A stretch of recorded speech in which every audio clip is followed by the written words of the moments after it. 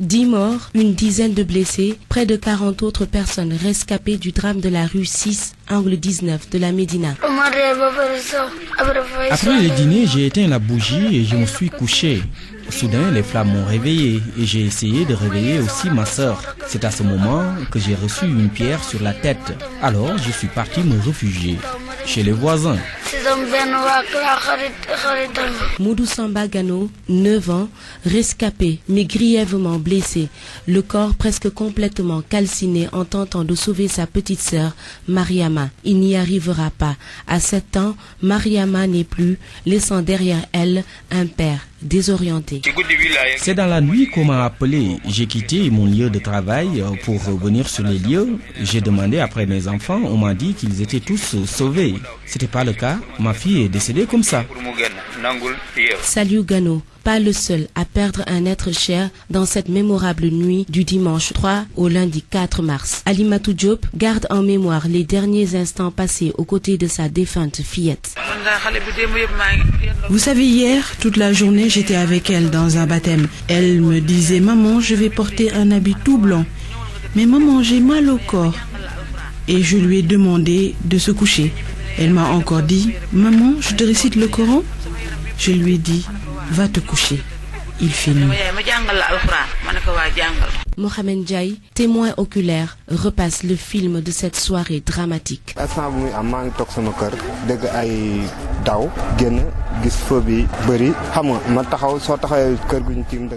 Au moment de l'incendie, j'ai regardé la télé. J'ai entendu des cris. Quand je suis sorti, j'ai vu les flammes. L'incendie était très violent. Même de loin, on avait du mal à respirer. On a appelé les sapeurs-pompiers. La police s'est chargée de faire déguerpir tout le monde. Les sapeurs m'ont trouvé devant la porte de ma maison. Ils m'ont dit qu'ils ont besoin de sachets pour recouvrir les corps. En remenant les sachets, j'ai vu les cadavres. J'étais trop choqué. Ce n'étaient que des enfants.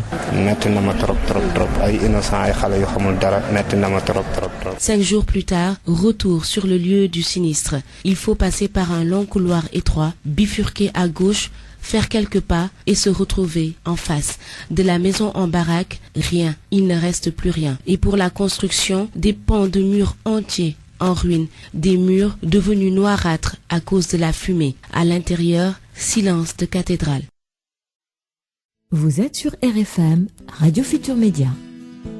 Et il faut faire gaffe à ne pas tomber dans l'énorme précipice causé par les flammes. Autre preuve de la violence de l'incendie. Les autorités locales ont réagi. Biram Sassoumsi, maire de la commune d'arrondissement de la Médina. La mairie a pris immédiatement des mesures de sauvegarde dans le sens de reloger les personnes qui étaient là. On a trouvé un espace dans l'enceinte de l'école de Médina et on a mis à leur disposition des salles et de la nourriture pour qu'ils puissent quand même au moins faire face aux premiers besoins. On va faire en sorte qu'il ne manque de rien pour l'instant. Pour atténuer les peines. S'ensuit le balai des politiques, autorités étatiques, administratives, locales et membres de la société civile.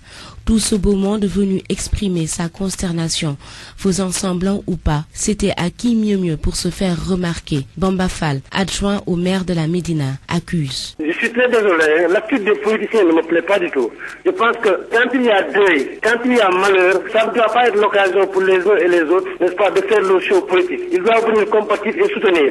Ils ont fait tout le discours sans rien laisser là-bas. Vraiment, c'est regrettable. Dernière personnalité sur la liste et pas des moindres, le président de la République, Macky Sall, au lendemain de la catastrophe. Nous ne sommes pas contre la charité, mais nous sommes contre la mendicité des enfants. Des mesures vraiment très sévères seront prises à l'endroit de tous ceux qui continuent, au nom de l'islam, soi-disant, à organiser ces conditions de vie qui, comme on l'a vécu aujourd'hui, ont entraîné la mort d'autant d'enfants dans des conditions tout à fait inhumaines. Il faudra organiser la charité, appuyer les établissements qui sont en mesure de recevoir des enfants, les soutenir et fermer tout établissement qui ne répond pas aux normes, mais aussi sévir tous ceux qui continueront à vouloir exploiter des enfants en les envoyant dans la rue pour mendier. 48 heures après la sortie du chef de l'État, son premier ministre Abdoul Mbaye annonce au cours d'une réunion l'interdiction totale de la mendicité des enfants dans les rues.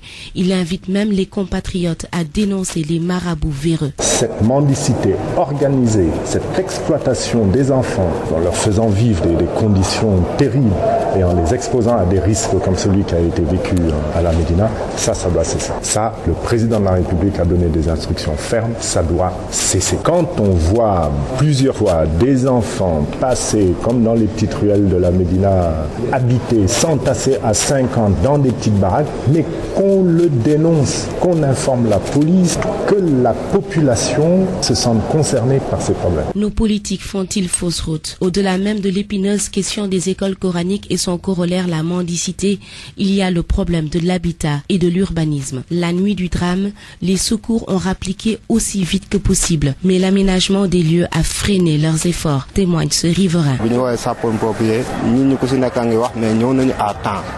Je peux vous certifier que les secours sont arrivés à temps. C'est juste que l'endroit est difficile d'accès. En plus, il n'y a pas de bouche d'incendie. D'ailleurs, dès qu'ils ont commencé le travail, ça a pris juste 30 à 40 minutes pour venir à bout du feu. Ils ont fait du bon boulot. Un quartier vieux de 100 ans, avec 200 000 habitants pour 3 km², la Médina est la 3e commune la plus peuplée de Dakar. Les autorités y ont déjà recensé une vingtaine de maisons menaçant ruine. C'est d'autres drames en perspective, estime l'adjoint au maire Bamba Fall. On a d'autres daras qui présentent les mêmes problèmes. Je crains même qu'un jour qu'on ait d'autres problèmes similaires à ce problème. Parce qu'à moins de 200 mètres du dara, il y a un autre dara qui représente les mêmes problèmes. C'est en baraque et puis les enfants s'entassent là-bas. Il y en aurait de nouveaux drames, mais je vous le dis, c'est regrettable de le dire. Parce que vous savez, on a dénombré assez de logements qui menacent ruine. Combien? Ah non, on a une vingtaine à la Médina qui menace ruine. Je crains même que si on attend d'ici l'hivernage, ça peut causer d'autres drames. Donc on les a montrés aux autorités. Mais le problème, c'est que ce ne sont pas des décisions que l'arrondissement gère. Ali Diouf, ingénieur en génie civil, confirme. C'est pas surprenant. Ça fait plus de 20 ans que je travaille dans ce domaine-là. Je travaille à Dakar, je circule à Dakar. Tout ce qui arrive comme sinistre, ces ouvrages-là, en général, les spécialistes qui les regardent, des constructions anarchiques ou bien des sortes de presque de bidonvilles au cœur de Dakar, c'est tout à fait prévisible de tels drames. Parce qu'il y a une telle promiscuité, il y a une telle anarchie que tout peut arriver. Il va y en avoir encore. Je suis désolé de le dire parce que l'environnement est organisé tel que ces sinistres-là vont se répéter. Pourtant, il n'y a pas si longtemps que cela, la Médina était l'un des quartiers les mieux lotissés de Dakar. Au fil des ans, les constructions anarchiques ont rendu précaire l'établissement humain. Et quand on parle de lotissement, on ne doit pas avoir des problèmes d'accès dans des maisons qui sont sinistrées. Un environnement dans lequel les populations doivent vivre, il faut des infrastructures, il faut un lotissement adapté, il faut des constructions adaptées, sécurisées, qui sont faites dans les règles de l'art où les gens respectent les normes de construction et de sécurité. Aujourd'hui, il est question d'habitat. Est-ce que les gens sont bien lotis ou pas? Ils méritent qu'on y réfléchisse et qu'on prenne des mesures idoines. Et ce n'est pas compliqué.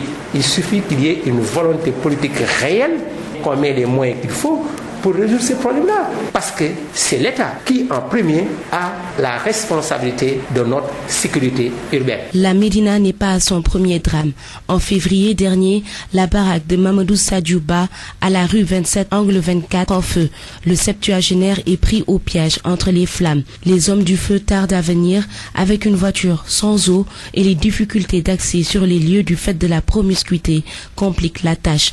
À l'hôpital principal où il avait été admis, ses souffrances sont abrégées, révélera par la suite son neveu. C'était aussi le cas pour Cher Sarmboup, la trentaine, habitant la rue 13, angle 4.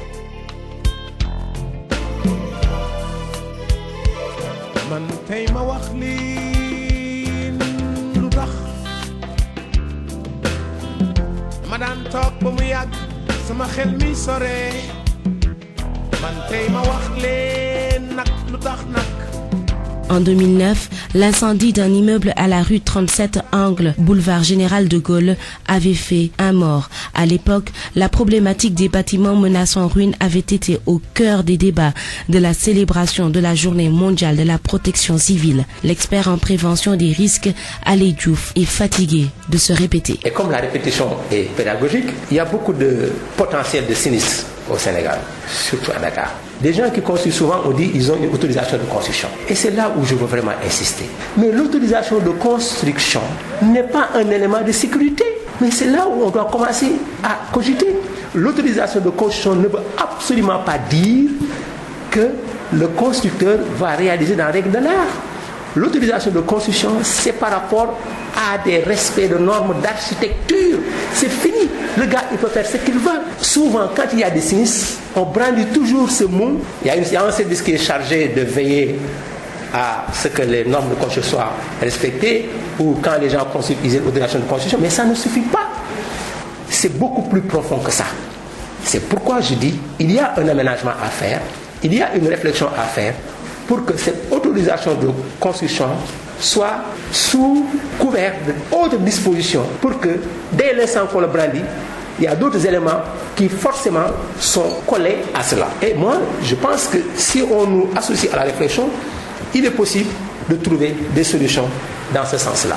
Le bâtiment seul debout en tant que structure, ça peut tenir 100 ans. Mais il n'y a pas que le bâtiment debout qui doit être constitué en confort. Il y a l'électricité, il y a l'eau qui est dedans, qui doit fonctionner, qui est sinistrée à Médina. Les gens qui sont morts, ils ne sont pas morts du fait de l'effondrement, ils sont morts du fait du feu. Mais le feu, on le prévoit. Quelles dispositions prendre pour que quand il y a un feu, que les choses s'arrêtent, qu'il y ait des alarmes. Donc je pense que la réflexion, l'État doit l'initier, les experts doivent être associés et qu'on aille vers des dispositions qui engagent la responsabilité de tout le monde. Plusieurs fois, on a sonné l'alarme et toujours ce même slogan après chaque catastrophe, plus jamais ça. De quoi révolter Bamba Fall. Au moins à la Médina, on a fait le recensement et on connaît le nombre, on connaît les sites. Il reste la protection civile qui doit agir maintenant. Ce que je déplore, c'est ça. On sait, nous savons tous que ces bâtiments menacent ruine. On attend qu'il y ait des catastrophes pour maintenant déplorer ou regretter. C'est maintenant que nous devons agir avant que l'irréparable se produise. Les 40% de ces populations sont des locataires et des étrangers. Tant que nous devons prendre des mesures. Le dernier drame en date du quartier a fait plus de 50 sinistrés, relogés pour les uns au centre Guindi et pour les autres à l'école de la Médina. Sur place, un semblant de routine s'est déjà installé. Les enfants profitent de la vaste cour sablonneuse, là où les grands s'affairent à la réception des dons, savon, huile, sucre, lessive, entre autres.